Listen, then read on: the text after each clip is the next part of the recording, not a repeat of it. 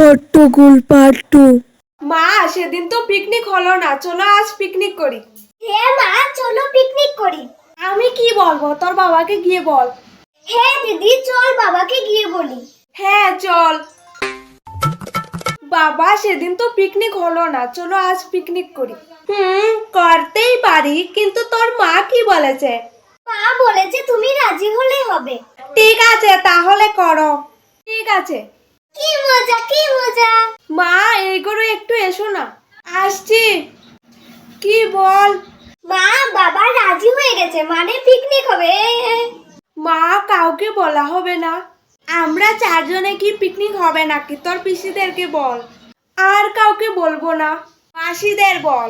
শুধু মাসি আর পিসি, আর কাউকে বলবো না।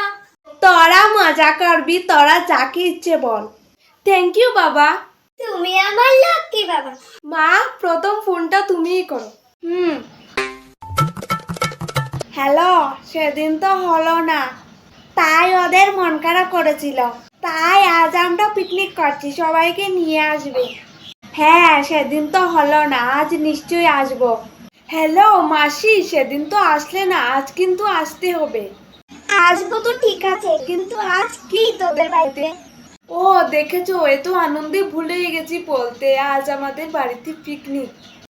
ও আচ্ছা ঠিক আছে, আসবো। দিদি দে, আমি কাউকে নিমন্ত্রণ করি।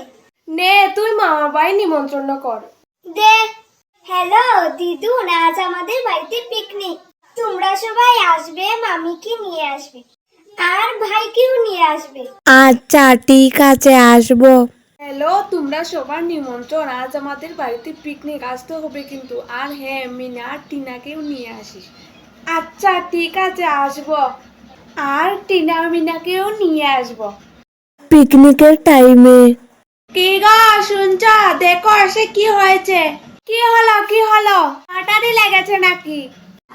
আরে না, সারা দেশে করোনা ছড়িয়ে পড়েছে, অনেক লোক মরছে, এই তো খবরে দেখছি।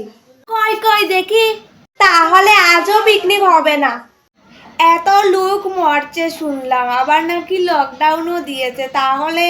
হ্যাঁ। মা ও মা। কি?